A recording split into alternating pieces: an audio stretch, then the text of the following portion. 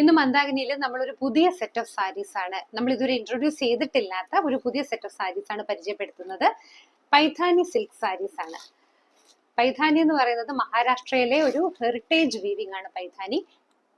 അതിൽ നമ്മൾ ചെയ്യിപ്പിച്ചെടുത്ത സാരിയാണിത്. പൈഥാനിയിൽ സാധാരണ ബേർഡ്സിന്റെ ഡിസൈൻ ആണ് മുന്താണിയിൽ വരുന്നത്. ഇതും ഒരു സ്വാൻ ഡിസൈനിലാണ് വന്നിരിക്കുന്നത്.